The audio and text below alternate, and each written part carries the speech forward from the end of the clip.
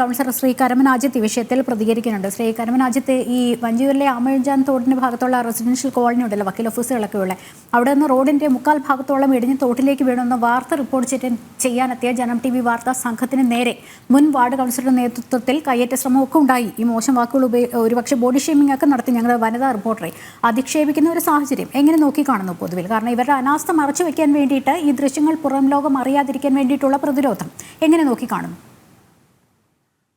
തീർച്ചയായിട്ടും നമ്മൾ ഇതൊന്ന് ഈ ദൃശ്യമാധ്യമങ്ങളുടെ റിപ്പോർട്ടർ വരെ മർദ്ദിക്കുവാൻ ഇവരെ എടുക്കുന്ന തീരുമാനം എന്ന് പറയുന്നത് കഴിഞ്ഞ 2 ആഴ്ചകാലം കൊണ്ട് നമ്മുടെ ഇവിടുത്തെ തിരുവനന്തപുരം നഗരത്തിൽ ജനങ്ങൾ അനുഭവിക്കുന്ന ദുരിതങ്ങൾ ഇതൊക്കെ കൃത്യമായിട്ട് പൊതുസമൂഹത്തിലേക്ക് എത്തിച്ചിരിക്കുന്നു എന്നുള്ളത് സത്യമായിട്ടുള്ള കാര്യമാണ്. തീർച്ചയായിട്ടും ഇത് പത്രസ്വാതന്ത്ര്യത്തിനെതിരെയുള്ള ഒരു കടന്നാക്രമണമാണ്. അത് കമ്മ്യൂണിസ്റ്റ് പാർട്ടിയെ സംബന്ധിച്ചിടത്തോളം, CPM സംബന്ധിച്ചിടത്തോളം ഇന്നും ഇന്നലെയും അല്ല ഇത്തരത്തിലുള്ള പ്രവൃത്തികൾ ചെയ്തിട്ടുള്ളത്.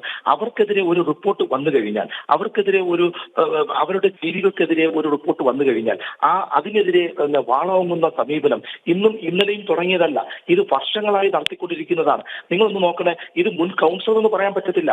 അദ്ദേഹത്തിന്റെ മകള് ഗായത്രി ബാബു നമ്മുടെ ആരോഗ്യ സ്റ്റാൻഡിംഗ് കമ്മിറ്റിയുടെ ചെയർപേഴ്സൺ ആണ്. അവരെ സംബന്ധിച്ചിടത്തോളം ഈ കഴിഞ്ഞ നമ്മുടെ തിരുവനന്തപുരം നഗരത്തിൽ പെയ്ത മഴകൾ ആ മഴയുടെ അടിസ്ഥാനത്തിൽ തിരുവനന്തപുരം നഗരം മുഴുവൻ നടക്കുവാൻ പോലും സ്വാതന്ത്ര്യമില്ലാതെ, അത് സഞ്ചാര സ്വാതന്ത്ര്യത്തിനെതിരെ മനുഷ്യാവകാശ കേസ് എടുക്കേണ്ട ഒരു സാഹചര്യം വരെ സംജാതമായ സ്ഥിതിക്ക് തീർച്ചയായിട്ടും ഇത് പൊതുസമൂഹത്തിന് മുന്നിൽ നമ്മുടെ ദൃശ്യമാധ്യമങ്ങളും അതുപോലെ തന്നെ പത്രമാധ്യമങ്ങളും ഇത്തരം തുറന്നു കാട്ടുന്നത് അവർക്ക് ഒരു അരോചിതമായി മാറിയിട്ടുണ്ട്. അത് അടിച്ചമർത്തുകയാണ്. തീർച്ചയായിട്ടും അത് അവർ കായികമായി പത്രസ്വാതന്ത്ര്യത്തിനെതിരെയുള്ള ഒരു കടന്നാക്രമണമാണ് എന്നുള്ളതാണ് BJPയെ സംബന്ധിച്ചിടത്തോളം പറയുവാനുള്ളത്. തീർച്ചയായിട്ടും ഇത്തരം ചെയ്തികൾ ഒരിക്കലും നമുക്ക് പൊറുക്കുവാനുള്ളതല്ല. ഈ പത്രങ്ങളും അതുപോലെ തന്നെ ദൃശ്യമാധ്യമങ്ങളും ഒക്കെ ഈ കഴിഞ്ഞ 2 ആഴ്ച നമ്മുടെ തിരുവനന്തപുരം നഗരത്തിലെ ജനങ്ങൾ അനുഭവിക്കുന്ന ദുരന്തത്തെ തുറന്നു കാട്ടിയിരിക്കുകയാണ്. അത് അഭിനാർഹമായ കാര്യമാണ്, അഭിനന്ദനാർഹമായ കാര്യമാണ്. തീർച്ചയായിട്ടും അതിനെതിരെയാണ് ഈ CPMന്റെ മുൻ കൗൺസിലർ ബാബുവും അതുപോലെ തന്നെ അതിന്റെ പിന്നില് നഗരസഭയുടെ ഭരണകൂടം ഉണ്ട് എന്നുള്ളതാണ് ഞാൻ മനസ്സിലാക്കുന്നത്. കാരണം അവർക്ക് ഇത് പൊതുസമൂഹത്തോടെ എത്തിക്കുന്നതിനോട് വളരെയധികം അരോചകത്വം ഉണ്ടായിട്ടുണ്ട് എന്നുള്ള കാര്യം സത്യമാണ്. അത് പൊതുസമൂഹം അറിയുക എന്നുള്ളത് അവരെ സംബന്ധിച്ചിടത്തോളം അവരുടെ ഈ കഴിഞ്ഞ കാലങ്ങളിൽ അവർ നടപ്പിലാക്കിയിട്ടുള്ള ഈ തിരുവനന്തപുരം നഗരത്തെ സംബന്ധിച്ചിടത്തോളം ഈ സാധാരണപ്പെട്ട ജനങ്ങൾക്ക് നടക്കുവാൻ പോലും ഒരു സ്വാതന്ത്ര്യമില്ലാത്ത ഒരു സാഹചര്യം സംജാതമായ സ്ഥിതിക്ക് ഈ മനുഷ്യാവകാശ കമ്മീഷന് വരെ ഇടപെടേണ്ട കാരണം നിങ്ങൾക്കറിയാമല്ലോ. ഒരു പത്രത്തിൽ വന്ന റിപ്പോർട്ടിന്റെ അടിസ്ഥാനത്തിലാണ് മനുഷ്യാവകാശ കമ്മീഷൻ നിന്ന് ഇടപെട്ടിരിക്കുന്നത്.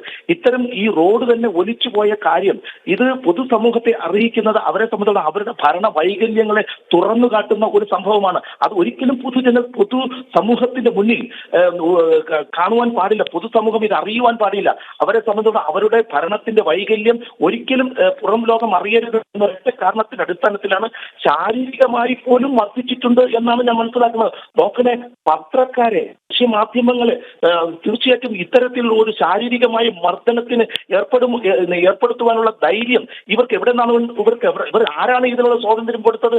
തീർച്ചയായിട്ടും ഇത് ഈ സമൂഹത്തെ സംബന്ധിച്ചിടത്തോളം ഒരു സമഗ്രമായ അന്വേഷണം ഉണ്ടാകണം. തീർച്ചയായിട്ടും ഈ ചെയ്ത ആൾക്കാർ ആരായിരുന്നാലും ശരി തന്നെ, മുൻ കൗൺസിലർ ആയിരുന്നാലും ശരി തന്നെ, ഇപ്പോൾ ഭരണത്തിലിരിക്കുന്ന ചെയർപേഴ്സൺ ആയിരുന്നാലും ശരി, CPM ആയിരുന്നാലും ശരി, ആരായിരുന്നാലും ശരി തന്നെ അവർക്കെതിരെ കർശനമായ നടപടി സ്വീകരിക്കണം എന്നുള്ളതാണ് ഭാരതീയ ജനതാ പാർട്ടിയുടെ അഭിപ്രായം. കരമനാജിത്ത്, കേരള പത്രപ്രവർത്തക യൂണിയൻ ജില്ലാ കമ്മിറ്റി പ്രതിഷേധം അറിയിച്ചിട്ടുണ്ട്. സംഭവത്തിൽ കുറ്റക്കാർക്കെതിരെ പോലീസ് കേസെടുക്കണം, നേതാക്കൾക്കെതിരെ നടപടിയെടുക്കാൻ പാർട്ടി നേതൃത്വം തയ്യാറാകണം എന്നും KUWG ജില്ലാ കമ്മിറ്റി ആവശ്യപ്പെട്ടിട്ടുണ്ട്. പക്ഷേ താങ്കൾക്ക് തോന്നുന്നുണ്ടോ അങ്ങനെ ഒരു നടപടി ഉണ്ടാകുമെന്ന്?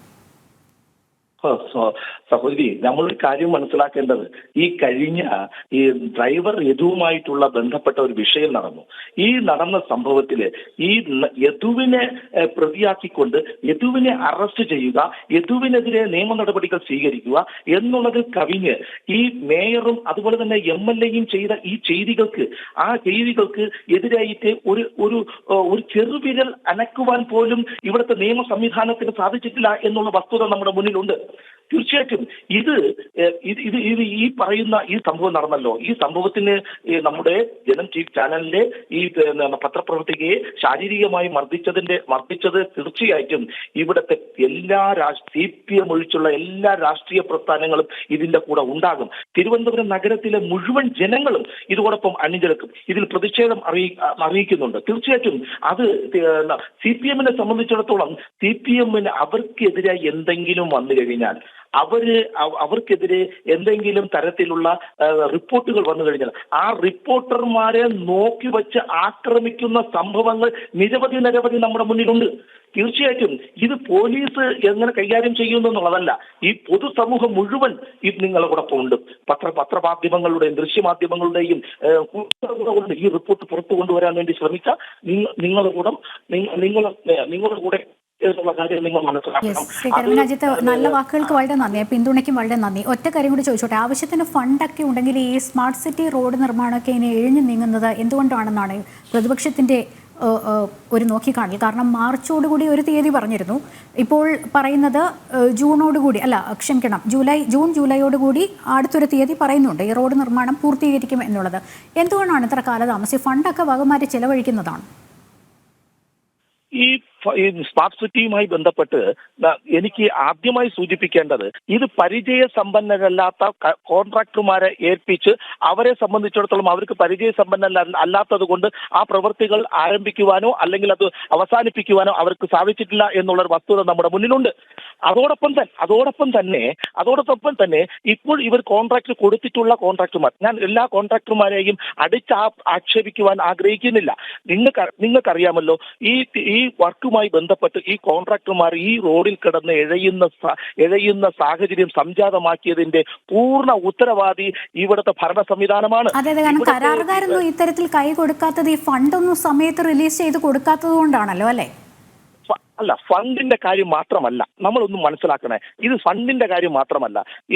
ഇതിൽ പ്രധാനപ്പെട്ട കാരണം വിവിധ വകുപ്പുകളുടെ ഏകോപനമില്ലായ്മ, അതുപോലെ തന്നെ ആസൂത്രണമില്ലായ്മ എന്ന് പറയുന്ന രണ്ട് സംഭവങ്ങൾ ഇതിന്റെ അകത്തുണ്ട്. അതായത് നമ്മൾ ഡ്രെയിനേജ് സംവിധാനത്തെ സംബന്ധിച്ചിടത്തോളം എവിടെ കൂടെയാണ് ഡ്രെയിനേജിന്റെ ലൈനുകൾ പ്രധാനമായും പോകുന്നത് അതിനെ സംബന്ധിച്ചിടത്തോളം വ്യക്തമല്ല പണിയെടുത്തിട്ട കോൺട്രാക്ടർമാർക്ക്. അതുപോലെ തന്നെ നമ്മുടെ കുടിവെള്ളവുമായി ബന്ധപ്പെട്ട്, അതുപോലെ തന്നെ ഇലക്ട്രിസിറ്റിയുടെ കേബിളുകളുമായി ബന്ധപ്പെട്ട്, അതുപോലെ തന്നെ നമ്മുടെ ഈ പറയുന്ന ടെലഫോൺ കേബിളുകളുമായി ബന്ധപ്പെട്ട് ഇത്തരം കാര്യങ്ങൾ ഈ ഭൂമിക്കടിയിൽ ഏത് ദിശയിൽ കൂടിയാണ് കണക്ട് ചെയ്തിരിക്കുന്നത് എന്ന് കൃത്യമായി പറഞ്ഞു മനസ്സിലാക്കി കൊടുക്കേണ്ടത് ഈ വിവിധ ഡിപ്പാർട്ട്മെന്റുകളുടെ ഏകോപനത്തിന്റെ അടിസ്ഥാനത്തിൽ ഉദ്യോഗസ്ഥന്മാരുടെ സാന്നിധ്യത്തിൽ ഈ പ്രവൃത്തികൾ നടത്തി കഴിഞ്ഞാൽ, നിങ്ങൾക്കറിയാമല്ലോ, ഈ കഴിഞ്ഞ അവരുടെ സാമഗ്രികളുണ്ടല്ലോ, ഈ JCB ആയിരുന്നാലും ഹിറ്റാച്ചി ആയിരുന്നാലും ഈ പറയുന്ന സാധനങ്ങൾ റോഡുകളിലേക്ക് ചെന്ന് റോഡ് കുഴിക്കുന്ന സമയത്ത് ഒരു വശത്തുകൂടെ ഡ്രെയിനേജ് പൊട്ടി ഒഴുകും,